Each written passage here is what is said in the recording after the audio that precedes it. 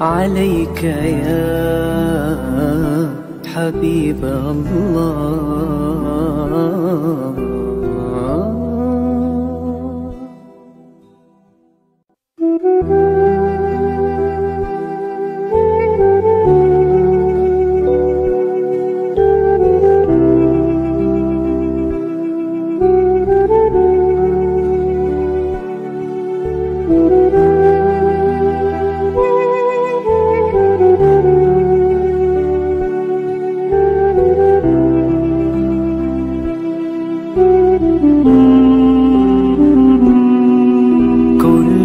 القلوب إلى الحبيب تميل، ومعي بذلك شاهد ودليل. أما الدليل إذا ذكرت محمدا فترى دموع العاشقين تسيل. هذا رسول الله، هذا المصطفى، هذا لرب العالمين خليل. صلى عليك الله يا علم الهدى، ما ناح طير في الغصون يمين. يا حبيبي يا شفيع يا شفيع، يا حبيبي يا شفيع يا شفيع.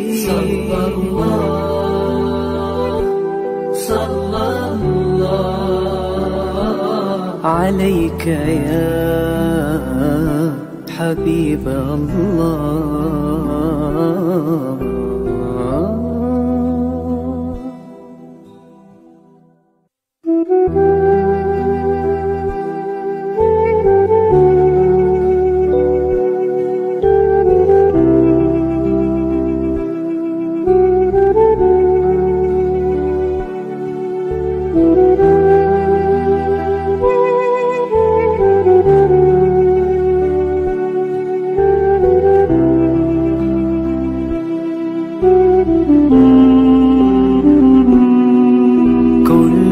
القلوب إلى الحبيب تميل، ومعي بذلك شاهد ودليل.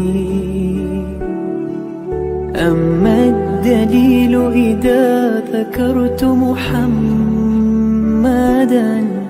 فترى دموع العاشقين تسيل.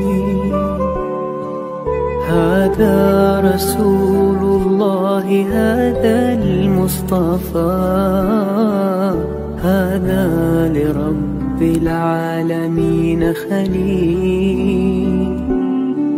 صلى عليك الله يا علم الهدى، ما ناح طير في الغصون يمين. يا حبيبي يا شفيع يا شفيع، يا حبيبي يا شفيع يا شفيع. صلى الله عليك يا حبيب الله. Yayasan Sabah sedang mengusahakan pembinaan Komplek Anjung Sulul Khatimah yang dipaparkan dalam skrin sekarang ini. Yang kedua ialah tentang buku yang saya tulis, ada 3 serangkai buku yang boleh didapati sekarang. Dan yang ketiga ialah FMCC atau First Move Childcare Center, iaitu sebuah taska yang mengambil pelajar-pelajar atau anak-anak dari umur 2 bulan sampai 4 tahun. Yang ketiga ialah Telegram, di mana saya minta teman-teman para penonton menghimpunkan seluruh tenaga yang ada, pemikiran yang ada untuk kita mendaulatkan Islam, insya-Allah. Tuan-tuan, seluruhnya ini kalaupun ada imbuhannya, semuanya kita masukkan dalam tabung Anjung Sulul Khatimah. Minta tuan-tuan dan puan menderma, minta tuan-tuan menginfak, minta tuan-tuan melakukan apa saja bagi kita merealisasikan program Komplek Anjung Sulul Khatimah. Assalamualaikum warahmatullahi wabarakatuh. Alhamdulillahirabbil alamin wassalatu wassalamu ala asyrafil anbiya'i wal mursalin sayyidina Muhammadin wa ala alihi wa sahbihi ajma'in. Subhanaka la ilma lana illa ma 'allamtana innaka antal alimul hakim wa la haula wa la quwwata illa billahil aliyyil azim. Qala rabbi shrah li sadri wa yassir li amri wahlul 'uqdatam min lisani yafqahu qawli. Amma ba'd. Para penonton yang saya muliakan sekalian, yang saya hormati, yang saya kasihi, dan ada di antara para penonton, kita telah bersiaran 1 tahun 7 bulan. 1 tahun 7 bulan, tuan-tuan. Jadi maknanya Alhamdulillah program ini dapat diteruskan dengan sokongan dan dukungan daripada para asatizah, dan dengan sokongan dan dukungan daripada para penonton, terutama penonton-penonton yang top fan kita dalam kita punya page, FB page saya, Datuk Dr. Hassan bin Muhammad Ali. Jadi kita nak apa ni tuan-tuan, malam tadi ahli panel kita terdiri daripada satu keluarga. Tiga keluarga yang saudara mempraktikkan poligami, seorang isteri yang profesional, yang semuanya educated, well educated, semuanya tiga-tiganya educated dalam bahasa Arab. Ijazah dalam bahasa Arab, masters dalam bahasa Arab. Dan satu orang, tuan-tuan dan puan, PhD antara isterinya, satu orang PhD dalam bahasa Arab. Dr. Sumayyah namanya, Alhamdulillah. So mereka berpoligami, isteri-isteri dua-dua tu duduk satu bumbung. Tinggal satu bumbung. Inilah yang kelebihannya, agak-agaknya yang menarik minat saya dan teman-teman untuk berjemput keluarga ini. Minggu depan keluarga ini datang lagi, tuan-tuan. Datang lagi sebagai tetamu kita, insya-Allah tak habis. Saya dengan pengulas malam tadi, Profesor Dr. Nur Azniza Ishak daripada UUM, pakar psikologi, pakar kaunseling. Alhamdulillah, ulasannya mendapat betul-betul, tuan-tuan, mendapat sanjungan daripada seluruh mereka yang menyaksikan program itu pada malam tadi. Jadi, tuan-tuan dan puan, saya nak ulang balik minggu depan, hari Jumaat malam Sabtu pukul 9.15 kita akan bertemu lagi dengan keluarga ini. Suaminya bernama Ustaz Abdul Rashid, kelulusan Jordan, masters dalam bahasa Arab. Isterinya Dr. Sumayyah, PhD dalam bahasa Arab, dan isteri yang keduanya ialah Siti Nur, Ustazah Siti Nur, juga dalam bahasa Arab. Jadi tuan-tuan dan puan, alhamdulillah pegangan Islamnya lebih sangat jitu. Dan mereka mengatakan malam tadi saya mengemukakan satu soalan, tuan-tuan. Soalannya mudah tadi. Boleh tak sebuah keluarga poligami ini menikmati kasih sayang, menikmati keamanan, menikmati kesejahteraan, menikmati perkataan sakinah dalam keluarga kalau mereka tidak mempraktik Islam? Jawabnya dengan tegas, dia menjawab, tuan-tuan. Diulangnya 2-3 kali. Tak boleh, tak boleh, tak boleh. Asasnya mestilah agama. Asasnya mestilah Islam. Asasnya mestilah iman. Asasnya mestilah taqwa. Asasnya mestilah ihsan. Itu dia, tuan-tuan dan puan. Jadi, tuan-tuan tengok ya. Dan minggu depan insya-Allah kita nak tanya lagi. Kita nak tanya lagi yang dalamnya. Dalam rumah yang mereka duduk sebumbung tu, saya nak tanya ya. Yang Sumayyah ni bilik yang mana? Yang Siti Nur ni bilik yang kedua bilik yang mana? Macam mana Sumayyah merasakan bila Ustaz Arsyad pergi kepada malam giliran untuk isteri yang kedua misalnya, apa dia rasa? Sebagai insan tak rasa langsung apa ke? Itu benda-benda macam itu yang saya nak tanyakan pada minggu depan, tuan-tuan dan puan, insya-Allah. Dan tuan-tuan dan puan, memang ni tawaduk. Memang tawaduk. Sangat-sangat tawaduk. Tiga-tiga orang ni begitu tawaduk. Jadi inilah, tuan-tuan, cermin. Dan mereka mengatakan kepada saya, pada kami malam tadi, bukan dia saja. Kalau nak katakan yang sakinah, kalaulah orang mengatakan keluarga dia sakinah, bukan dia saja. Dia tak ada kawan-kawan dia. He has got a network of friends yang juga berpoligami. Asasnya adalah Islam, iman, taqwa dan ihsan. Juga dapat menikmati kesejahteraan yang selalu baik. Para penonton, ya, pagi ni Ustazah Maudah yang menjadi tetamu kita dah beberapa minggu dah menjadi tetamu kita juga, dia selalu menyebut, saya pun tidak mengulas pasal saya ingat benda ni sensitif. Madu saya kerana suami sekarang malam ni berada di rumah madu saya, selalu disebut begitu. Tapi saya tak ulaslah benda ni, takut-takut kalau benda ni private, kalau benda ni timbulkan masalah kalau diulas dan sebagainya. Tetapi dia open, very open. Tuan-tuan, Bila saya bagi tahu pada tiga-tiga orang keluarga yang malam tadi, tuan-tuan dan puan, dia kata tanyalah apa saja. We are very transparent. We are very transparent. You can ask any question. There is no such thing as the do's and the don'ts dalam keluarga kita untuk mengetahui masalah kehidupan kita dan sebagainya.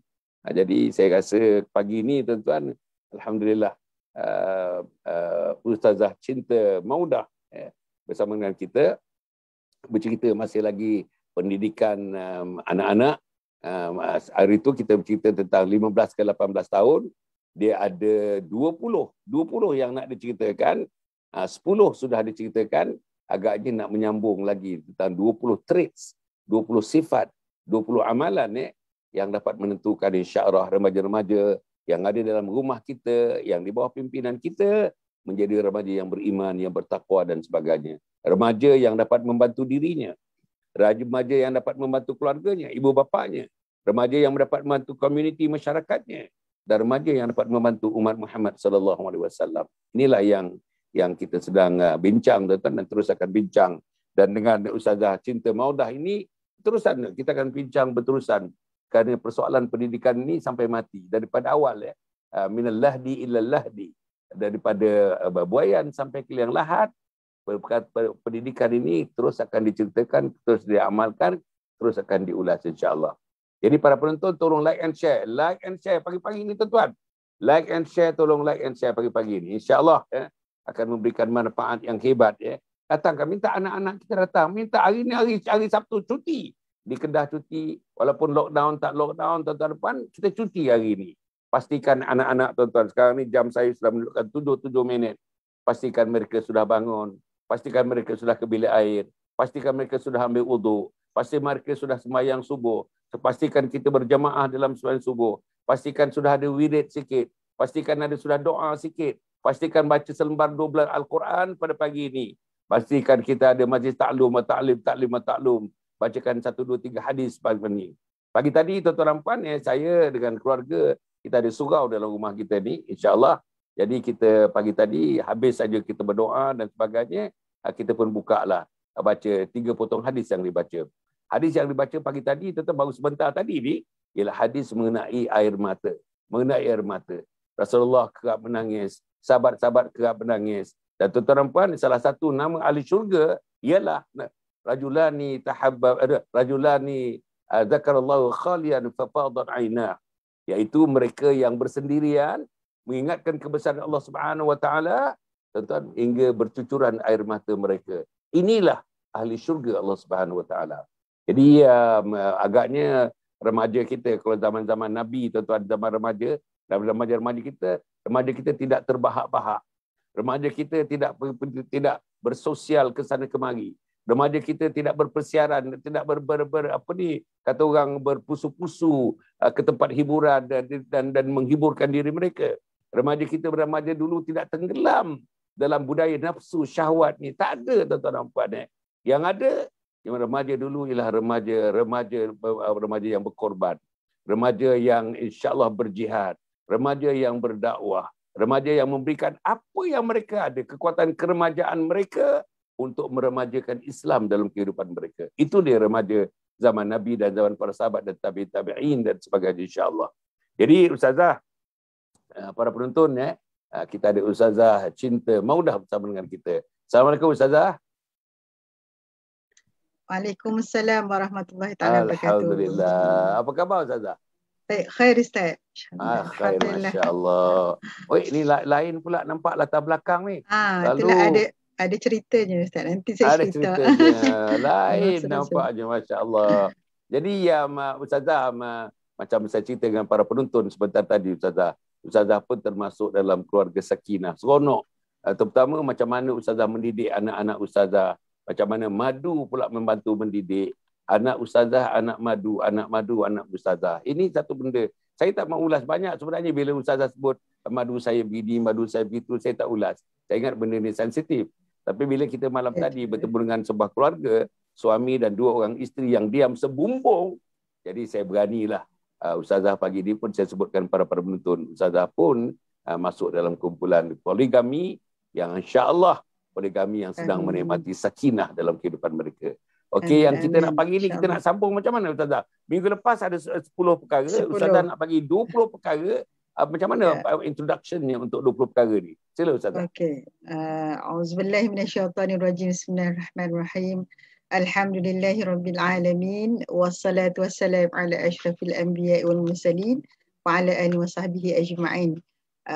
Rabbi shrah li sadri wa yassir li amri wahlul 'uqdatam min lisani yafqahu qawli, amma ba'd. Syukran kepada Ayahanda Datuk. Alhamdulillah, insya-Allah minggu ni kita akan sambung minggu lepas 10, insya-Allah lagi 10 antara perkara-perkara yang boleh kita lakukan untuk kita mematangkan anak-anak kita, mentarbiah anak-anak kita supaya usaha kita ni dia bila orang tanya berkesan atau tidak berkesan itu lillahi ta'ala, tapi kita ada usaha lah, insya-Allah. Jadi sebelum Umi pergi lebih jauh, Datuk, saya nak mencerita rahsia sebenarnya. Pagi ni kami 2-3 hari ni ada program baru, iaitu program bacaan Yasin Taman. Kebetulanlah kami ada speaker dan anak bongsu yang tahfiz tu, dia jadi khalifah kepada bacaan Yasin Taman. Jadi ini saya ambil bilik yang paling hujung dalam rumah saya. Bilik paling hujung dalam rumah supaya dia tak dengar, tak ganggu sangat ceramah, sebab mereka anak-anak semua ke lobi depan untuk menguruskan bacaan Yasin untuk taman. Jadi satu taman ni mereka akan keluar di laman masing-masing bersama keluarga. Kami juga keluar dan kami akan ketuai bacaan Yasin setiap pagi. Jadi ini antara yang Allah. Jadi saya pesan anak-anak sebab intro tu ada ceramah sikit, ceramah agama. Jadi dalam 5 minit Umi wakilkan kepada Abang Sulong. Bagi tahu cerita sikit dekat ahli taman, intro sikit sebelum serahkan kepada adik bongsu untuk baca Yasin. Macam itulah. Jadi itulah ceritanya. Ini bilik lain. Bukan bilik saya. Bilik ujung. Ya. Gitu. Jadi saya sambung terus Datuk, boleh? Sila. Okay. Jadi insya-Allah antara 10 lagi perkara yang boleh kita lakukan kepada anak-anak kita, insya-Allah. Pertamanya yang nombor 11 nombor 11 adalah dia kata menikahkan anak. Ini nampak macam cerita dongeng Datuk, macam kita awalnya nak kahwin. Tak, sebenarnya kita sebagai ibu kena faham bahawa anak-anak kita bila usia dia remaja, bermula umur 15, kadang-kadang seawal 13 tahun sudah mula ada rasa cinta, rasa seronok, dia crush kat orang tu, dia crush kat orang ni. Dalam keadaan yang sama, mereka tidak tahu sama ada kesanggupan mereka untuk melayari sebuah bahtera rumah tangga. Jadi apa yang boleh kita lakukan? Nanti kita tanya dulu masa umur dia 15 tahun. Ini seperti yang mana dipesan oleh Nabi Muhammad sallallahu alaihi wasallam, ya, ketika umur itu dah sampai umur dia matang. Matang kita, anak-anak ni bergantung, ada yang matang lebih, ada matang kemudian. Jadi kalau umur dalam lebih kurang 16 tahun, tanya dulu nak kahwin ke tak. So bila anak-anak yang tahu, dia tahu spek macam mana, dia kan biasanya jawab tak lah kan. Tapi kalau anak kita menjawabnya ya, mungkin kita kena fikirkan, maksudnya anak kita mungkin dalam golongan orang yang tidak tahan nafsunya. Bila tak tahan nafsu, apa yang kita buat? Mungkin perlu dinikahkan. Mungkin orang kata pelik ini. Tak, sebenarnya itu lebih menyelamatkan jiwa dia daripada meronta-ronta mencari dalam bentuk nafsu seks ni tadi bila dia sudah sampai satu umur begini. Sebab kita berhadapan dengan media massa, mungkin dia duk tengok video lucu. Tapi tanya lagi kalau macam nombor 16 tahun dia tak nak kahwin, umur 17 tahun sentiasa tanya selang 2 tahun. Macam Umi selalu tanya pada anak-anak yang umur 23 tahun, 24. Yang lelaki-lelaki, anak Umi kan lelaki. Dia kata, tak Umi, masing-masing ada prinsip. Selagi saya tidak ada rumah, selagi saya tidak ada kereta, saya tak nak kahwin lagi lah. Itu maksudnya prinsip. Kita beritahulah. Dan dalam masa yang sama sebenarnya macam Umi cerita, kena sentiasa jaga handphone, pergaulan, tanya dia suka kat siapa, bagaimana ciri-ciri wanita yang kamu suka untuk menjadi bakal isteri kamu. Sembang. Maksudnya benda ni ialah dia rasa macam satu open, satu yang ni. Dan anak-anak Umi pun macam Umi cerita tentang Madu Umi sebenarnya ambil bahagian psikologi dekat, dia belajar PhD dekat Universiti Sains Malaysia. Dia memang mahir sangat bahagian psikologi kanak-kanak, psychologi remaja. So kami banyak refer dia lah untuk bagaimana nak combinekan antara yang Umi belajar dalam sirah Nabawi dan juga apa yang berlaku sekarang. Dia pun setuju. Anak-anak perlu maknanya kita tak sekat. Kalau kita sekat, anak ini akan mencari jalan, dia akan sembunyikan daripada ibu ayah. Dia tak cerita. Bila dia bermulalah dia bercinta di luar pengetahuan mak bapak. Dan kalau bercinta tu lagi parah lagi bila dia dah sampai ke peringkat berzina dalam talian. Ini biasa berlaku. Ini dah asyik dah ni. Tidur pukul 2-3 pagi mesej WhatsApp dengan ni. Subhanallah, na'udzubillah min zalik. Jadi benda yang nombor 11 ini ialah berkenaan dengan menikahkan mereka lagi awal sekiranya mereka mampu dari sudut hartanya, dari sudut perasaannya, dari sudut tanggungjawab dan amanah dia. Itu nombor 11. Nombor 12. Saya pergi 3 dulu kot. 3 atau 5 takutnya. Mungkin Datuk boleh ulang lepas ni. Yang ke-12 ialah menanamkan rasa tanggungjawab dan juga amanah. Maksudnya anak-anak ini ketika usia sekarang sudah boleh diberi kepercayaan. Umi sebenarnya merasa ralat kepada setengah mak bapak yang masih lagi memanja-manjakan anak. Ada satu kisah sahabat Umi sendiri. Dia ada 2 orang anak sahaja. Yang anak pertama dia sangat keras didikan dia. Tetapi dia memanjakan dari sudut anak tu tak payah masak, tak payah tolong mak masak sebab kena study. Tak payah uruskan ini sebab mak boleh buat. Jadi anak tu perlu study. Sebenarnya anak tu tak study pun. Dia duduk dalam bilik, dia buat kerja dia lah. Kira 24 jam masa study online tu sebenarnya sikit je masa Datuk digunakan untuk study. Bila dah ada masa senggang yang terlalu banyak, dia pergi kalih kelai lah, kata orang Kedah. Kalih dia punya masa dia tu, masa senggang dia guna untuk melakukan perkara-perkara yang tidak berfaedah. Maknya menyangka anaknya study. Jadi apa yang berlaku? Anak dia sekarang umur yang sulung dah umur 22, yang nombor 2 tu umur 18 tahun. Datuk, mereka ni tak reti nak siang ikan. Dia tak reti nak masak nasi. Tak reti nak nak kemas rumah. Kalau dia kemas pun lebih kurang. Katil dia tu, di bilik dia pun mak dia yang kemaskan. Allahumma salli ala Muhammad. Ini ialah satu kesilapan dalam tarbiyah anak-anak. Kata sayang anak, sayang isteri tinggal-tinggalkan. Sayang anak tangan kanan-kan. Datuk maksudnya anak kita ni kita kena didik untuk mereka mempunyai rasa tanggungjawab. Mungkin contoh yang Umi boleh bagi apa yang Umi berbincang dengan anak malam tadi. Umi cakap besok ni macam mana ya Umi ada ceramah Datuk. Tapi kita tak nak lepaskan peluang untuk bersama dengan jiran-jiran ni untuk baca Yasin setiap pagi. Tapi bila anak ini ada rasa tanggungjawab, maka yang tu kata tak apa, Umi is okay Umi. Umi teruskan dengan ceramah, kami akan kendalikan program tu. Masuk Allah, leganya. Dan tiba-tiba sebab dia bukan mudah untuk kalau macam ceramah dekat ni, audien depan mata. Tapi kalau untuk mengendalikan beberapa buah keluarga dan satu taman, dia takut kan sebab jiran-jiran tu tua, ada di kalangan mereka yang sudah berilmu, gerun dia tu insecure rasanya anak remaja. Tapi bila kita selalu memberikan rasa tanggungjawab dan amanah, Umi Semak kata program ni mesti diteruskan, tak boleh walaupun Umi dengan Abi sebab Ustaz pun masa ni di rumah madu saya, jadi tak ada orang tua. Dia kita serahkan 100% kepada anak-anak. 5 orang tu tolonglah kendalikan. Allahumma salli. Jadi wakil lah. Saya ni hujung-hujung telinga ni ada dengar lah. Dengar mereka duk baca Yasin. Allahumma salli ala Muhammad. Yang ketiga, nombor 13. 11, 12, 13. Dengan cara kita sentiasa bercerita. Kalau masa mereka kecil-kecil dulu Datuk, kita cerita tentang kisah-kisah Nabi, kisah-kisah surah Nabi. Pada ketika mereka matang ketika ini, mereka sebenarnya sudah ingin tahu apa dia pengalaman-pengalaman mak bapak mereka ketika bercinta, ketika mengendalikan masalah masa kecil. Jadi anak-anak ini sudah boleh kita share kesusahan kita dulu. Bagaimana kita membesar, macam mana cerita-cerita ibu ayah yang boleh jadikan contoh pengalaman yang boleh kita bagi tahu mereka dan mereka akan respon. Di sinilah sebenarnya tuan-tuan dan puan-puan kita melihat bagaimana cara anak kita berfikir untuk mengulas sesuatu. Adakah mereka berfikir itu ikut yang kita nak atau berfikir dengan cara yang salah. Ketika inilah petang. Sebab tu yang Umi cakap macam Datuk kan ada usrah. Umi selalu lepaskan solat berjemaah, itu wajib. Lepas solat jemaah, salam-salam, kita akan duduk sekejap dalam keadaan santai. Umi akan bercerita. Lepas tu masing-masing bagi ulasan. Tanyalah apa pendapat Along. Angah rasa macam mana? Macam mana kita nak buat? COVID-19 ni apa peranan kita untuk masyarakat sekitar? Oh, kita kena bagi bantuan. Okey, bantuan macam mana kita nak bagi? Kita bukan orang kaya. So, kita boleh buat. So, mereka bagi cadangan-cadangan itu.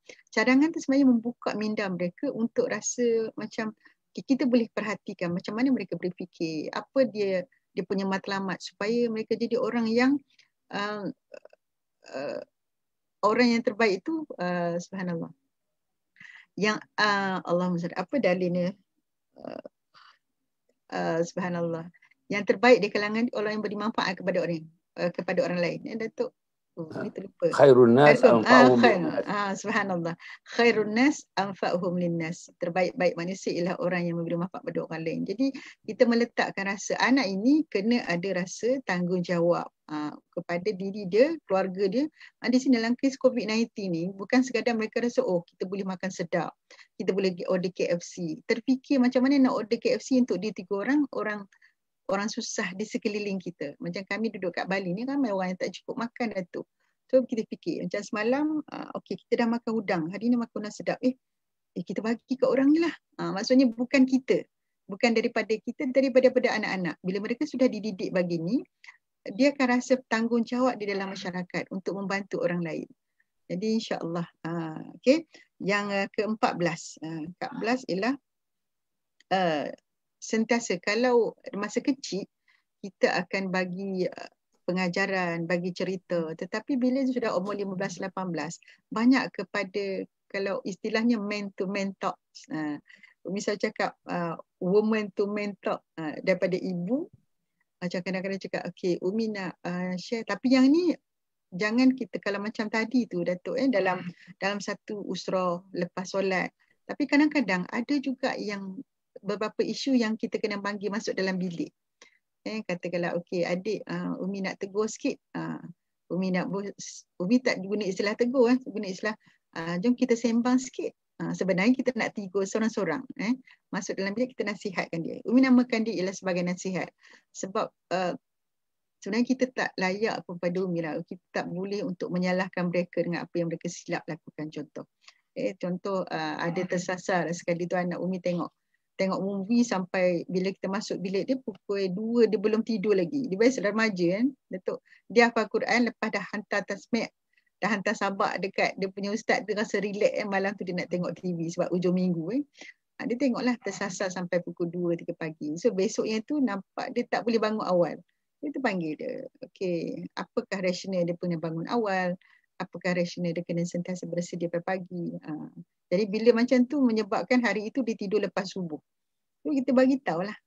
Jadi kalau teguran itu disampaikan direct depan abang-abang dia akan rasa malu. Dia akan rasa macam aku je disalahkan. Dan inilah kadang-kadang kelemahan yang dilakukan oleh ibu ayah menegur anak lain di hadapan anak yang lain, yang menyebabkan dia berasa terasa hati. Jadi mak bapak juga kadang-kadang kita banyak buat kesilapan dalam pendidikan anak-anak. Kita tak jaga hati mereka. Itu yang jadi dia mengadu dengan orang lain tu. Kadang-kadang mengadu kat TikTok. Datuk, Umi ada akaun TikTok. Dalam TikTok tu ramai anak-anak yang mengadu masalah mereka di media sosial. Maka orang pun buatlah settle masalah. Rasa nak bunuh diri dekat TikTok ni. Rasa tak suka duduk dalam keluarga ni, kenapa keluarga ni kejam sangat. Dia ngadu kat orang lain. Pasal apa? Tempat pengaduan sebenarnya pada mak bapak tak ada. Jadi gitu kita ajar mengadu dengan mak bapak, cerita share dengan mak bapak masalah. Dan masa yang sama kita sematkan anak-anak ini, the first thing dengan mak ayah, sebenarnya tenangkan hati kamu dengan Allah Subhanahu Wa Taala melalui solat, baca Quran, menjaga akhlak. Dan untuk sebelum Umi serah kepada Ustaz, yang ke-15. Yang ke-15 ini jarang-jarang orang buat, tapi apa yang wajib kita ingat balik di hujung akhir zaman ini kita kena belajar ilmu pertahankan diri. Ilmu pertahankan diri yang mudah, yang mudah boleh belajar taekwondo, silat. Dulu-dululah ada kelas-kelas tu. Hantar anak-anak kita masuk kelas-kelas pertahankan diri.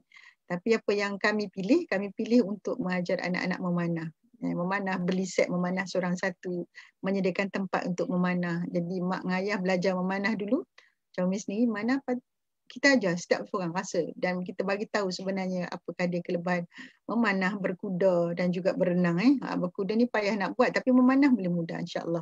So dia jadikan sebagai tradisi ataupun aktiviti memanah salah satu aktiviti keluarga. Dia seronok lah Datuk. Yang mana sebenarnya bila kita ajar mereka ni, sebenarnya kita mengajar mereka untuk bersedia menghadapi situasi yang gawat akan datang. Kita tak tahu apa yang jadi pada dunia akan datang. Sedangkan ujung tahun ni kita kena berdepan dengan Dajjal. Kita berhadapan dengan satu situasi. Wallahualam bisawab, tak tahu. Ketika ini juga bila anak-anak kita diajar rasa jihad dan bersedia syahid. Allahumma salli ala Sayyidina Muhammad. Bagaimana kita dapat menyemai anak ni kalau ditanya. Andainya sekarang, pernah tanya anak-anak Umi, andai sekarang ni ada tawaran anak muda baling lebih kurang 20 orang ditawarkan naik flight percuma ke Palestin untuk berjuang bersama-sama. Siapa yang nak pergi? Semua pakai angkat tangan pak-pak orang lelaki tu. Kami nak pergi. Tak apa ke Umi, kalau kami pergi kami mati macam mana? Tak apalah, kami mati syahid. So maksudnya mungkin benda tu susah nak buat sebab tak ada offer kan, tapi kita lihat cara berfikir. Kesanggupan mereka untuk berjihad fisabilillah. Sebab perasaan jihad ini suka macam Datuk katalah, ramai remaja sekarang yang lalai, galit. Dia duk fikir nak tengok main game, dia duk fikir nak tengok movie, dia tolong mak bapak pun tidak, dia beri tanggungjawab tidak. Apatah lagi bila tiba-tiba kita terkejut perlu kepada satu perjuangan jihad fisabilillah. Jadi kita akan jadi orang-orang yang mundur dalam perjuangan, orang-orang yang mindanya cetek, orang yang lemah semangat jihadnya. Tengok bagaimana Muhammad Al-Fatih. Umi selalu mencerita kat anak-anak. Tuan-tuan dan puan, kalau boleh ambil cerita Al-Fatih tu, Muhammad Al-Fatih yang menawan kota Konstantinopel ketika usia dia awal, umur 21 tahun, jadi ketua untuk menawan kota yang hebat ini pada zaman Khalifah Utsmaniyah. Cerita pada anak-anak. Tanya dia, tahu tak kisah ni? Kalau sekarang umur 21 buat apa? Bagaimana Muhammad Al-Fatih jadi orang hebat? Kita tak kata Muhammad Al-Fatih kena jadi macam dia. Susah kan? Tetapi sekurang-kurang kita ambil inspirasi dan semangat. Mengatakan bahawa kita ini ialah kena ada seni, kena ada satu ketahanan jiwa dan kekuatan. Sebab kalau main memanah tu Datuk, memang best. Bila kita dah pecut, kita shoot tu, pak, dia kena dekat kuning tu Datuk, dia orang ada semangat. Bayangkan kata itu musuh kita. Jadi kami buat pertandingan, kadang-kadang pertandingan beli hadiah. Seronok. Jadi Mi pastikan semua anak-anak lah. Sebab nak hak berkuda tak erti, mak dia pun tak erti. Jadi insyaAllah sekurang-kurangnya kita kata daripada kita meninggalkan semua sunnah Nabi dalam perjuangan seni bela diri ni, kita ambil satu. Nak bersilat tak erti, nak taekwondo tak pandai, memanah ialah satu-satu usaha untuk memantapkan keluarga kita, insyaAllah. Umi sudah dulu kat Datuk. Alhamdulillah. Para penonton yang mati sekalian, tuan-tuan, kita dengar satu persatu daripada 11, 12, 13, 14, 15. 5 perkara, tuan-tuan, 5 perkara. Tiap-tiap satu yang disebut oleh Umi tadi, yang disebut oleh Ustazah Maudah tadi, tuan-tuan. Cuba kita tengok pada diri kita. We take those as checklist. Seperti checklist kepada kita. Yang terjadi tak misalnya? Misalnya kita anak kita, tuan-tuan dan puan, daripada anak 5 orang, ada sikit-sikit masalah, kita panggil seorang saja, bersembang seorang-seorang untuk kita menyampaikan kita punya advice, kita punya nasihat kepada anak kita. Berlaku ke tak berlaku? Berlaku tak, tuan-tuan dan puan? Kita nak cerita tentang hal kita dulu. Satu masa dulu, masa kita muda-muda, masa kita kanak-kanak, kita nak ceritakan supaya perjalanan hidup ibu dan bapa tu dipahami. Kalau yang sukar perjalanannya, dipaham kesukarannya. Kalau yang mudah perjalanannya, dipahamkan kemudahan perjalanannya itu. Ada tak kita buat? Kemudian tuan-tuan dan puan, sudah tentulah yang macam yang lepas-lepas disambung tentang amalan-amalan. Sekarang ni, Ustazah Maudah berada di satu bilik yang di hujung. Anak ni bilik di depan sekarang ni 5 orang membaca Yasin kerana dicadangkan supaya kawasan kediaman, taman kediaman membaca Yasin. Sekurang-kurangnya, tuan-tuan dan puan, sampai satu usaha kecil untuk menghindarkan COVID-19 yang semakin menggarang dengan varian Delta, Alpha, Beta, Lambda dan sebagainya sekarang, tuan-tuan dan puan. Itu nama varian COVID yang sangat ditakuti sekarang. Jadi maknanya, okey, kalau saya simpulkan apa yang Ustazah sebut tadi, pertama, saudara-saudara, mesti ada komunikasi, mesti ada. This is seni berkomunikasi dengan anak remaja. Dia ada seninya. Tak boleh, cara kita tak boleh. Cara kita dulu-dulu tak boleh, kerana cara sekarang ni adalah cara sekarang. Situasi sekarang adalah situasi sekarang. Gambaran sekarang adalah gambar sekarang. Realiti sekarang adalah realiti sekarang. Maknanya seni berkomunikasi. Nombor dua, selain seni berkomunikasi dia tuan, kita boleh komunikasi begitu. Kalau kita tengok dalam kehidupan kita, masa anak-anak tu bayi, kita dokong, kita cium, kita lambung, kita timang berbagai-bagai. Masa dia toddler pun mungkin kita tak timang, dia dah besar sikit dah. Tapi kita letakkan, kita bimbing tangan dia. Kita jalan bersama. Bila dia dah masuk umur 12 tahun, tuan-tuan, kita tidak lagi. Tangan tak pegang lagi, membimbing tidak membimbing lagi, bercakap tak dekat-dekat lagi, duduk tidak di sebelah lagi. Bila anak kita menjelang 15 sampai 18 tahun, lagi gap makin besar. Tuan-tuan rasa tak gap yang masih besar? Ada orang bagi tahu saya, Ustazah, anak-anak ni masa summer camp, dalam summer camp, dia duduk sebumbung dengan mak dan ayah, tapi tak pernah bercakap dengan ayah dia 3 bulan tak bercakap. Sebumbung, tuan-tuan, sebumbung. 3 bulan tak bercakap. Dengan maknya lebih banyak bercakap daripada ayah. Yang terpinggir ialah ayah, yang meminggirkan ialah ayah, yang meminggirkan anak-anak. Pasal apa terpinggir, tuan-tuan dan puan? Tak ada komunikasi. Tak ada sembahyang berjamaah. Tak ada main bersama.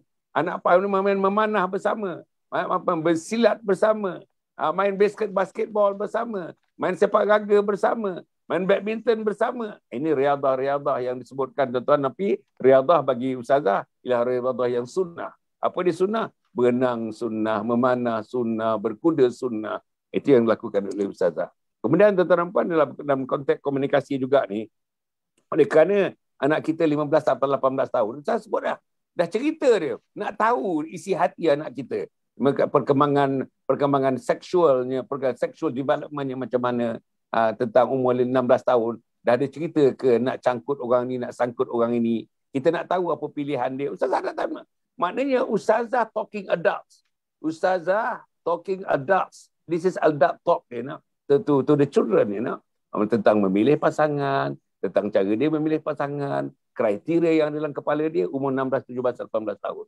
Ini dan Ustazah pun mengatakan tadi, Ustazah agaknya masuk dalam kumpulan manusia di Malaysia Insan yang setuju kalau anak-anak dapat dikahwinkan seawal untuk mencegah berlakunya benda-benda yang tidak diingini, terutama yang berkaitan dengan zina dan sebagainya. Jadi inilah tuan-tuan, ini komunikasi. Dan komunikasi ini saya rasa tak boleh kepada seorang ibu saja, ayah kena sama. Bahkan bagi saya, ayah kena ke depan, ibu kena di belakangnya. Atau dua-dua sekali ke depan untuk menasihatkan anak-anak, untuk berkomunikasi dengan anak. Maknanya, terutama dalam COVID-19, lockdown ni, semua orang berada dalam rumah ni, gunakan kesempatan. Setiap saat, gunakan kesempatan berkomunikasi. Setiap minit, gunakan kesempatan untuk duduk dekat dengan anak. Setiap jam, gunakan kesempatan untuk touch anak. Touch, tuan-tuan. Sentuhan-sentuhan kepada physical touch anak-anak kita. Cium anak-anak kita. Saya, tuan-tuan dan puan, insyaAllah, anak saya yang sulung sekali dah berumur 45 tahun, saya cium lagi, tuan-tuan. Betul saya cium. Depan-depan suami dia, saya cium lagi. Ini yang saya buat, inilah yang saya lakukan. Dan biasanya kalau saya bercakap dengan anak ni, kalau dalam telefon tak tinggallah perkataan sayang. Okey sayang, okey sayang. Assalamualaikum sayang. Okey sayang. Assalamualaikum sayang. Macam itu tuan-tuan dan puan. Jadi maknanya kita sebagai ayah tu nampaknya macam concern. Kita sebagai ayah nampaknya menghargai. Kita sebagai ayah nampaknya faham, empathy. Kita empathize. Kita letakkan diri mereka kepada dunia mereka. Diri kita yang tua ni kita letakkan dalam dunia mereka. Ini bukan kita memaksakan dunia mereka diletakkan dalam dunia kita. Itu tak betul, tuan-tuan dan puan. Jadi Ustazah yang berikutnya agaknya mungkin nombor yang berikutnya, nombor 16, 17, 18 ni agaknya kalau boleh, tuan-tuan dan puan. Saya harap sangat, tuan-tuan. Saya harap sangat ini, tuan-tuan, ini macam lecture. Ustazah bagi ni macam lecture. Kalau dalam universiti, cara Ustazah ni cara tutorial, tuan-tuan. Tutorial kan? Kita masuk universiti dulu kan. Mula-mula lecturer, profesor bagi satu caraan.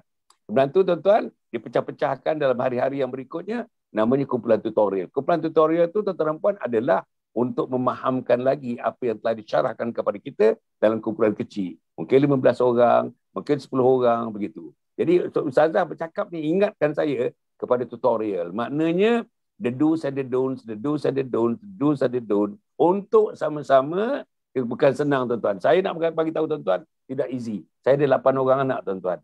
Not easy. Dan saya besarkan anak-anak di tengah-tengah kota raya di Kuala Lumpur. Di satu kawasan yang tuan-tuan tahu, Taman Tun Dr. Ismail. Kawasan yang agak kawasan yang, ialah bukan nak kata kawasan mewah, tuan-tuan. Tapi inilah kawasan yang disebut sebagai orang-orang yang profesional, orang-orang yang educated tinggal di kawasan ini dan sebagainya. Dan rumah saya, tuan-tuan, macam saya selalu sebut, dengan satu tempat shopping kompleks yang terbesar di Asia. Wan Utama namanya. Kalau bawa kereta, kalau kita dalam musim tak ramai, hari Ahad, hari Sabtu buat kita orang tak ramai, dalam 5 minit saya dah boleh sampai ke tempat itu. Dalam suasana itulah, tuan-tuan, kita didik anak kita. Tapi asasnya ialah agama. Asasnya ialah good parenting. Asasnya ialah involvement dalam parenting itu mak dan ayah. Asasnya ialah sembahyang berjamaah. Asasnya ialah baca Al-Quran. Itu asasnya, tuan-tuan dan puan. Jadi Ustazah, 15, 16, 17, 18, 19, 20 ni, apa yang kita nak utarakan, yang nak ditonjolkan kepada para penonton yang hormati sekalian. Silakan, Ustazah. Terima kasih, Datuk. Umi sebenarnya berminat dia Datuk cakap sayang tu. Sebenarnya susah ayah dia nak call bagi tahu anak dalam usia anak 45 tahun. Peluklah juga sayang. Alhamdulillah, nak sebut lagi sekali lah. Terima kasih banyak Datuk. Sebab suami Umi ni dah jadi pesi Datuk. Jadi dia nak buat tu, kalau dia kata kalau dia tak ikutlah program summer camp dulu sebagai seorang fasilitator, mungkin dia tak jadi macam sekarang lah, dari sudut dia dengan anak-anak, rahmah, pendidikan. Ini kita sebut sebenarnya, kita ni sebagai seorang mak bapak, ibu ayah, kalau dulu tak sempat nak belajar, maksudnya kami Alhamdulillah Allah bagi satu dorongan, peluang untuk jadi PC kepada Akrab Wave. Dulu kami panggil Sabha Group. Okay.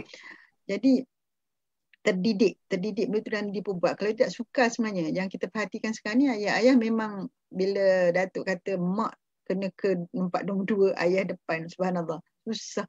Sebab ayah selalu dibaca paper, dibaca ni, dia baca tengok bola. Kan dia rasa macam takkan nak buat, tak apalah mak lah buat. Jadi anak pun rapat dengan mak. Alhamdulillah lah. Jadi kami ni syukur. Terima kasih Datuk lagi sekali. Sebelum saya masuk ni nak ucap terima kasih kat Datuk. Banyak bila Datuk cerita tu, saya punya memori pun dah sebab mengimbau balik. Macam mana kami sama-sama train anak-anak pada kita itu di usia awal sebelum kahwin. Seolah-olah Allah bagi persiapan. Maudah, Samsuri, kalau nak kahwin ni kena main train lu dengan Datuk Hassan. Allahumma salli ala Muhammad. Baik, okey. Jadi nombor 16 Datuk. Nombor 16 ini perkara yang sangat penting. Semua perkara, 20 perkara penting, iaitu mengajarkan anak-anak kita dengan bahasa asing. Allahumma salli. Kan silibus di Malaysia ini daripada awal lagi belajar bahasa Inggeris. Tapi berapa kerat di kalangan anak kita yang boleh berbahasa Inggeris, walaupun belajar daripada sekolah rendah, sekolah menengah, sehingga kan kejanggalan. Sebab apa? Sebab kita tak memberi ruang. Macam Umi, contohlah, macam tutorial, Umi nak beritahu apa usaha yang Umi buat. Usaha yang Umi buat, kami menjadikan hari Selasa tu hari bahasa Inggeris. Cakaplah macam mana pun jadi terkeluar bahasa Inggeris. Dan Alhamdulillah dekat Facebook Umi, nanti jemputlah siapa-siapa yang mungkin boleh like, follow Facebook personal Umi. Setiap hari Selasa, Madu Umi akan jadi lecture. Kita buat Facebook live mengajar bahasa Inggeris, common mistake in English. Dia jadi, dan anak Umi yang sulung menjadi tenaga pelajar lah dalam Facebook dia tu. Kita jemput ramai orang sekali untuk join sekali dalam tu. Maknanya merasakan bahawa bahasa Inggeris ni, English is fun, bahasa Inggeris. Jadi sebelum itu bahasa Inggeris, ingat lagi sebenarnya bila kita baca Quran sahaja, baca terjemahan, tadabbur tanpa kita memahami konsep bahasa Al-Quran sendiri, dia kurang syok sikit tu. Jadi kalau anak-anak kita boleh belajar bahasa Arab, Allahumma salli ala Muhammad. Bahasa Arab ni kami buat setiap hari. Maksudnya bila baca Quran kita tengok tadabbur, makna dia. Sebab Umi dengan suami memang bidang bahasa Arab. Kita tak sangat mahir, tapi kita buat sikit. Walaupun tak banyak, belajar ajar anak di bahasa asing. Kemudian ada anak-anak kita suka cakap bahasa Korea, raikan aja. Rai belajar bahasa Korea, boleh kita tengok bahasa Korea. Ada yang belajar bahasa Cina, ada yang belajar bahasa Urdu, Datuk. Subhanallah, Umi kagum sangat. Dan kita buat anak-anak ini biar dia rasa seronok untuk belajar, utamanya bahasa Arab dan juga bahasa Inggeris, sebab ini bahasa dunia. Bahasa-bahasa yang lain tu mereka ni. Bila anak-anak kita tahu bahasa ini, Umi perhatikan, bila mereka boleh berbahasa Inggeris, insecure dia kurang. Maksudnya bila satu ketika mereka terpaksa belajar kat universiti untuk bertutur dalam bahasa Inggeris, dia boleh. Sebab apa, dia dah biasa dan dia tak rasa segan. Dan jadi masalah anak kita tak nak cakap bahasa Inggeris ialah sebab mereka rasa malu kerana ditertawakan bila salah. Sebab tu kalau macam selalu bayangkan, kalau kita berada di negara China, kita akan belajar bahasa Cina. Teringat lagi dalam kisah Nabi Muhammad SAW, kemudian kisah Zaid bin Harithah kalau tak silap. Dia belajar bahasa Suria. Kenapa? Sebab tawanan perang kan, dalam bahasa tu siapa yang nak berkomunikasi. So Rasulullah menggalakkan anak-anak muda ini untuk belajar bahasa, untuk menjadi translator. Sebab kan Islam sudah menguasai 2/3 dunia ketika itu. Bahasa Urdunya, bahasa Syria, bahasa Yunani. Di mana bila belajar ini, belajar bahasa asing, kita boleh terjemahkan bahasa asing itu kepada dalam bahasa Arab. Jadi sebagaimana firman Allah Subhanahu wa taala, nun wal qalam wa ma yasturun, kan? Tentang banyak dalam Al-Quran sendiri menceritakan, termasuk Iqra bismi rabbikal ladzi khalaq, khalaqal insana min 'alaq. Itu adalah suruhan Allah Subhanahu wa taala untuk kita belajar dan terus belajar. Jadi kita, walaupun anak-anak kita duduk galik dengan Allahumma salli ala Muhammad, dengan cerita mereka, dengan movie mereka, dengan rancangan mereka mungkin suka, tanamkan juga sifat kita kena tahu bahasa asing ini. Baik. Yang ke-17 adalah berbakti kepada kedua ibu bapa. Jadi kalau masa kecil kita ajar je sikit-sikit, bila sudah umur 15, 18 tahun, tuan-tuan dan puan, kena ajar. Konsep dia ialah berbakti pada ibu bapa ni, apa natijah dia. Macam yang Datuk buat,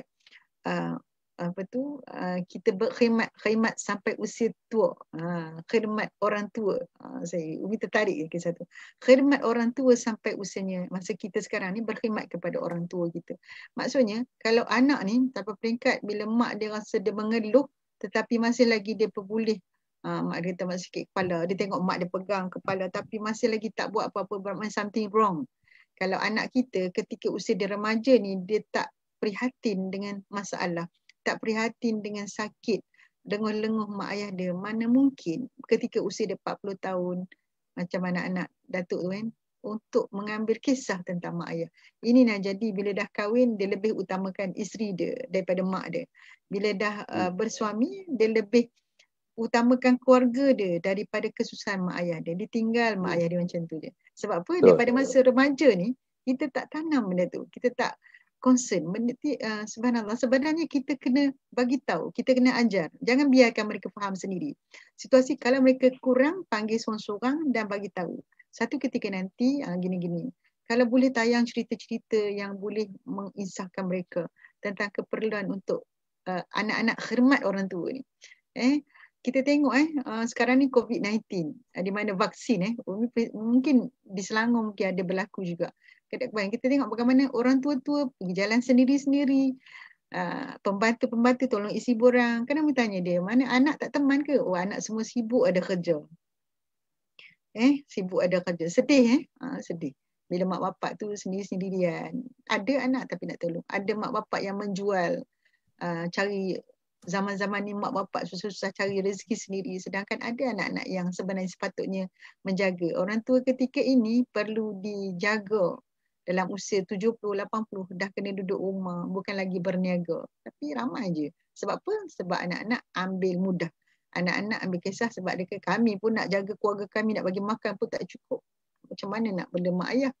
So sifat ni, jadi ketika mereka berusia 15 hingga 18 tahun, tanamkan secukup-cukupnya. Kena buat ini, kena khidmat. Yang simple thing ialah kalau Umi tak sihat, kamulah duduk kat dapur. Semalam seharian Datuk Umi berada dekat dalam ni, ada kelas online. Ada kelas online, ada talk. Jadi tak dapat sediakan makan tengah hari. Masa pukul berapa? Pukul 12. Gue terkejut. Tengok-tengok dah siap sup ayam je. Siapa yang buat? Oh, anak-anak dah siapkan. Maksudnya, kadang-kadang kita terlupa nak bagi pesanan. Sebab sebelum tu kan kita dah selalu pesan. Kalau Umi sibuk, nanti take over kerja Umi untuk masak tengah hari. Jadi hari semalam, Umi terlupa nak pesan. Duduk dalam tu berasa macam lapar. Baru terfikir nak keluarkan ayam buat saya. Tolong keluarkan ayam. Tengok, Umi dah siap masak pun. Maksudnya, Alhamdulillah. Dan maksud tu, bila kita terlupa sebab benda tu dah dipesan. Jadi tuan-tuan buat buat usaha-usaha dulu, kadang-kadang buat dia belum menjadi, kadang-kadang buat Allah bagi permudahkan. Ya, sentiasa kita minta, jangan lupa sentiasa minta dengan Allah Subhanahu Wa Taala. Kadang-kadang kita terlupa nak serahkan semua urusan. Kata Umi, bila Umi cerita benda ni, kata tak apalah Umi, anak-anak Umi dah okey dah, anak-anak Umi semua dah baik. Tak, masa bila kita kata macam tu, artinya kita dah menyerahkanlah Datuk. Jangan cerahkanlah ibu ayah masa ketika ini, walaupun kata anak kita belum, doa terus dengan Allah dan terus berusaha. Tidak pernah ada lewat dalam usaha tarbiyah ini. Jadi insya-Allah yang ke-18 pergi terus Sila. Kita bercerita tentang musibah, musibah yang berlaku. Menceritakan kisah, anak-anak kena tahu kisah yang berlaku kepada Qarun, kisah yang berlaku kepada Fir'aun, kisah yang berlaku kepada kisah Nabi-Nabi dulu. Kecil-kecil dulu kita cerita je, tak ada ulasan. Sekarang kita ambil pendapat dia, menceritakan tentang musibah dan masa yang sama kita nak kukuhkan akidah. Tuan-tuan dan puan-puan, zaman COVID ni ramai orang yang dah terpesong akidah sampai seperingkat nak bunuh diri. Kat mana? Sebab mereka tidak tanam akidah dengan kuat pada anak-anak. Ada remaja, Allahumma salli ala Muhammad, yang bunuh diri, yang stres kerana apa? Hanya dengan assignment tak sempat nak buat, kan? Ada yang boleh menggantung diri hanya kerana apa? Sebab ini sebab isu akidah. Jadi kita tak boleh menyalahkan lecturer, tak boleh menyalahkan cikgu, walaupun mereka juga ada peranan sebenarnya. Tetapi peranan utama mak ayah kita tak tanamkan akidah betul-betul. Anak-anak ini tahu tak? Umi rasa ada orang yang tak tahu sebenarnya bila mana mereka membunuh diri, di akhirat nanti mereka akan ulang-ulang.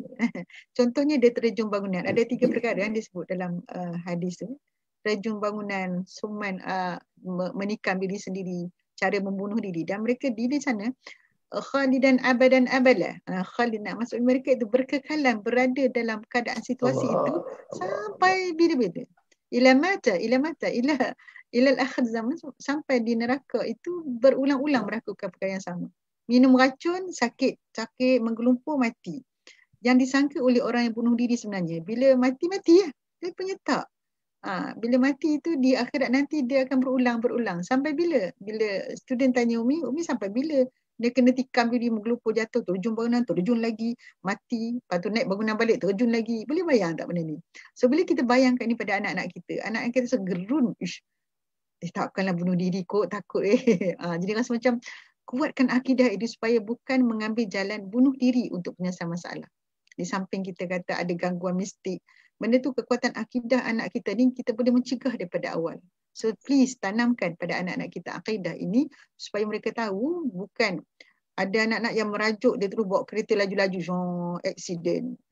Sebab apa? Ada seorang pelajar inilah merajuk dengan mak ayah dia, bawa motor laju-laju, accident. Terputus pahanya Datuk. Teruk accident tu. Mak dia menangis dan menyesal. Kalau dia tahu, dia kata anak dia nak merajuk mana, dia tak akan marahnya lah. Tapi benda ni kita kena tenangkan balik mak dia. Tapi anak itulah maksudnya dia merajuk dengan mak dia sampai dia bawa motor laju-laju. Subhanallah. Jadi kalau anak ni dia tanam dengan akidah yang betul, kalau mengajuk mak ayah, dia tahu tempat mana dia nak cari.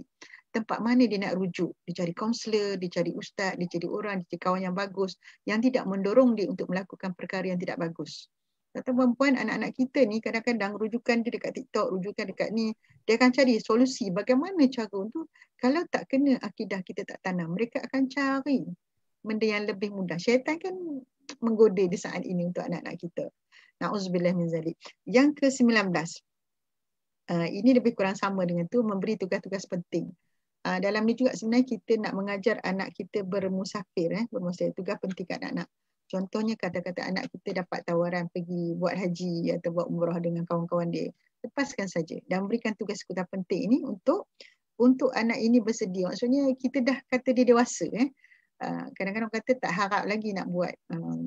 Serahkan saja kepada mereka insya-Allah. Dan yang terakhir sekali, Allahumma salli ala Muhammad, kita sama-sama membentuk. Kalau mak bapak, tak kira lah mak bapak dia da'i ke ustaz ke ustazah, tetapi anak ini perlu diajar sebenarnya untuk mengajak membuat kebajikan. Yang mana kata ketika mana ketika Rasulullah sallallahu alaihi wasallam ditanya oleh sahabat kata apa, wa yu'allimuhumul kitaba wal hikmah. Mengajar mereka jadi orang berilmu dan menyampaikan dengan cara hikmah. Maksudnya bukan kita je lah. Mengajak anak kita ni, biasakan mereka untuk membuat kebajikan Dan biasakan anak kita ini menjadi orang yang macam tadi berguna kepada orang lain, iaitu dengan cara kita ajak. Kalau kita bagi bantuan, ajak anak-anak ini. Apa yang kami buat ketika mereka kecil dulu, dekat Baling, kami sampai kat Baling dan ramai orang susah, bawa anak tu pergi tengok kehidupan orang susah. Duduklah. Sehingga kan anak bongsu ni, Umi melihat bagaimana Rasulullah SAW dia hantar ke kampung menyusu dengan Halimatus Sa'diyah. Kita tak boleh buat banyak, Datuk buat sikit je. Umi berkenalan dengan seorang orang kampung, orang yang agak susah lah. Umi bantu student Umi ni. Umi tanya, dia kata, sudi tak ambil anak saya seminggu untuk mengajar dia hidup susah? Jadi dia ambil. Allah. Umi hantar yang bongsu ni, sebab yang bongsu sekarang kuat lah Datuk. Yang atas ni Umi tak, sebab yang bongsu ni lahir di Kedah. So Umi tengok macam mana kehidupan orang Kedah, orang Bali. Umi hantar dia seminggu, dia belajar macam mana naik motor, cabut motor. Dia kata, Umi, dia ceritalah lepas minggu tu, excited dia cerita. Umi, saya pergi mengair ikan, ambil tangguh ikan, makan hari tu makan sayur je sebab tak ada lain-lain. Makan nasi sikit dia buat kat rumah, kan duk makan KFC. Jadi bila makan tu dia jadi orang yang kuat semangat. Sampai sekarang masih lagi berhubung, kami duk bantu keluarga tu lagi. Tapi dah jadi macam keluarga angkat dia. Dan alhamdulillah anak dia sekarang dah jadi anak yang berjaya, dah berubah lah. Rumah mereka dah berubah, anak-anak mereka sudah berjaya. Tapi masa ketika anak Umi, masa tu umur dia berapa Umi hantar? Skor rendah. Ketika mana dia tengah nak excited tu, kita bagi dia hidup susah. Seminggu je lah, tak banyak. Tak mungkin. Umi rasa macam, tapi dia rasa macam mana duduk sorang-sorang, tidur kat sejuk.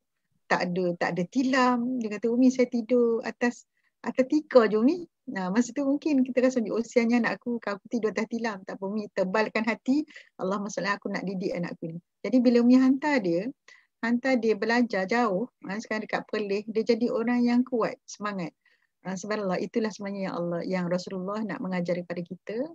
Bila kita dah berada dalam satu situasi ini, akan membentuk jiwa jadi kuat. Jadi bila Umi tanya dia, adik nak sambung mengaji? Adik nanti nak jadi mutawif dekat ni. Dia dah tahu sendiri jalan hidup dia.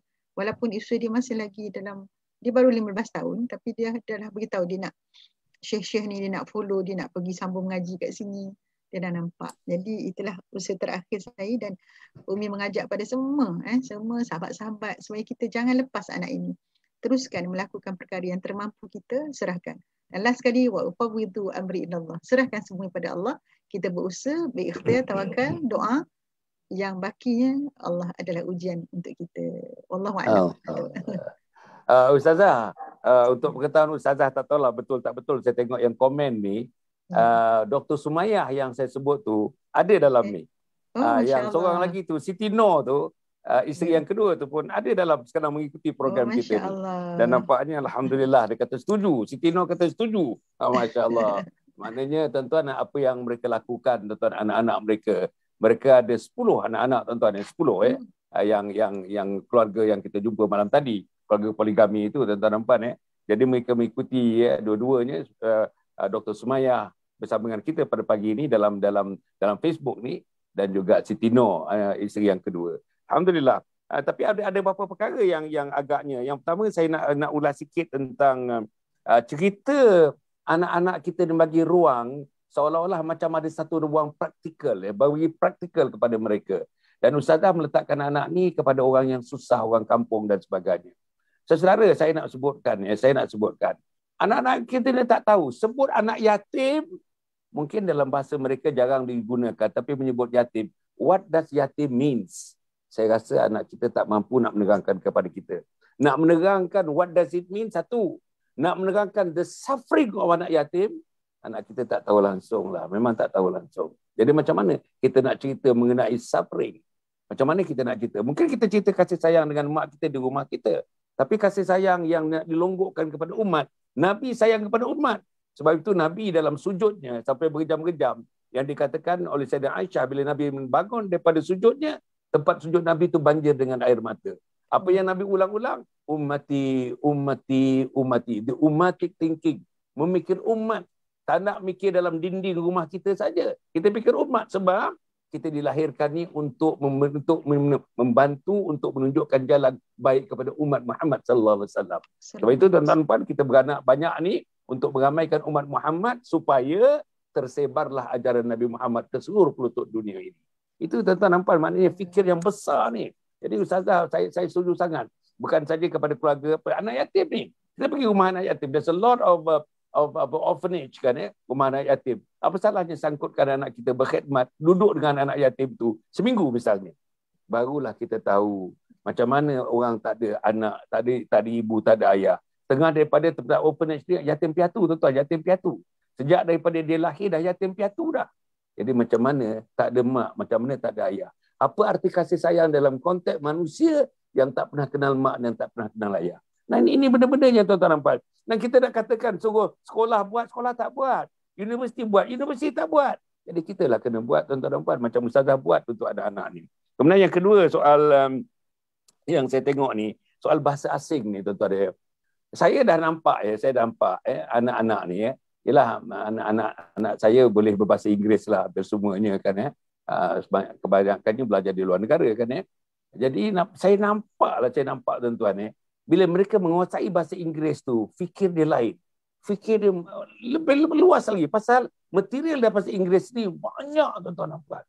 You nak cerita apa? Nak cerita geografi dalam bahasa Inggeris? Nak cerita history dalam bahasa Inggeris? Nak cerita sains dalam bahasa Inggeris? Masya Allah tuan-tuan dan puan. Volume and volume and volume and volume. Jadi bila anak kita dapat menguasai, ambil sport sajalah. Ada cucu saya seorang tuan-tuan dah masuk tahun 2 universiti Cerita sport tu, dia boleh sebut apa sport saja. Kriket, golf, dia boleh menguasai dan boleh bercakap, boleh bagi syarahan tentang golf. Maknanya dia menguasai kerana bahasa Inggeris. Dan bila ada bahasa Inggeris ni, bahasa Arab pun agaknya, tapi bahasa saya tahu bahasa Inggeris Arab. Confident dia lebih, Ustazah. Lebih. Ustazah pun sebut tadi. Dia punya level of confidence lebih. Kalau dalam kelas, dia akan angkat tangan dulu. Pasal dia menguasai satu bahasa yang orang lain tidak menguasai. Bahasa itu meletakkan mereka dalam dunia ilmu tu. Yang menyebabkan yang mereka tegak dengan ilmu, maka mendabik dada, walaupun rasa-rasa sikit hebat, dia perkawan-kawan yang lain tentang ilmu. Dan tuan-tuan, kalau misalnya budak-budak yang bahasa Inggeris ni, kadang-kadang di sekolah dia berkawan juga cari orang-orang yang pandai bahasa Inggeris. Jadi dia ada klik dekat situ. Yang akhirnya kena timbul dalam kelas, oh dia tu bahasa Inggeris. Jadi orang yang tak tahu bahasa Inggeris tu rasa-rasa kecil. Akhirnya tuan-tuan ada kelompok inferior dan kelompok yang superior. Kita pun tak naklah timbul begitu tuan-tuan dan puan Kemudian yang ketiga yang saya nak ulas sikit mengenai tentang buat kebajikan ni. Allah tuan-tuan dan puan, saya tak tahulah macam mana anak kita sayang anak muda kita tuan-tuan. Sayang. Apa nak buat dalam musim Covid ni? Banyak kebajikan yang kita boleh buat. Banyak tuan-tuan online. Tuan-tuan boleh pergi kepada polis minta saya ni keluarga saya dah himpunkan ini, saya dapatkan biskut-biskut ini, saya nak edarkan di satu tempat. Di mana tempat-tempat Covid ni? Saya nak edarkan. Tuan-tuan dan puan, kalau dia edarkan 1 hari, 2 hari tu rasa mengedarkan. Rasa dia tengok manusia dapat makanan biskut itu tuan-tuan. Setelah dekat 2 minggu tak dapat biskut macam itu, tuan-tuan akan tengok. Tuan-tuan akan dapat tengok emosi. Anak kita ni tuan-tuan, emosi dengan mak dan ayah biasa tengok. Tapi emosi dalam masyarakat yang lebih luas dia tak tengok tuan-tuan. Macam mana orang tuan-tuan ulur tangan ini nak dapatkan biskut. Sekarang ni real tuan-tuan, real. Ada orang tak ada makan sekarang ni tuan-tuan nampak Jadi anak-anak kita boleh dengan kebenaran polis dan Jabatan Kebajikan Masyarakat dan sebagainya, atau bergabung dengan polis, bergabung dengan Jabatan Kebajikan Masyarakat, ini boleh dilakukan, tak ada masalah. Dan kalau tidak ada tapak tangan, padang bola dibukakan oleh Jabatan Kebajikan Masyarakat, polis, Jabatan Kesihatan dan sebagainya untuk mendapatkan volunteers seperti ini. Ini boleh dibuat. Kemudian tuan-tuan dan puan saya nak ulas juga sikit tentang beri tugas penting. Ini beri tugas penting, Masya Allah. Tak nak. Kalau misalnya di dalam rumah saja, saya rasa tugas mengurus dapur. Tuan-tuan tengok, mak dia balik tak pesan kepada anak, mak dia ada benda yang nak dibuat, balik selepas zuhur agaknya, lapar, nak makan, terfikir ada ayam dalam fridge, nak dikeluarkan ayam tu, anak dia kata dah ada atas meja, dalam bentuk sup dah ada. Dia prepare, tuan-tuan. Itu satu tugas. Itu satu tugas. Tapi tugas yang lebih besar daripada itu, tuan-tuan dan puan, tidak lain dan tidak buat. Kalau misalnya tadi, anak-anak ni terlibat dalam membaca Yasin untuk memohon keselamatan Allah Subhanahu Wa Taala. Itu tugas besar, tuan-tuan. Sebab bukan kita nak selamatkan diri kita, mak dan ayah. Kita nak selamatkan komuniti seluruhnya daripada Covid, tuan-tuan dan puan. Bayangkan. Saya nak sebut sikit Ustazah dengan para penonton di mata sekalian ya. Saya cuba bantulah, dah lama bantu. Satu orang kudung kaki tuan-tuan, kudung kaki.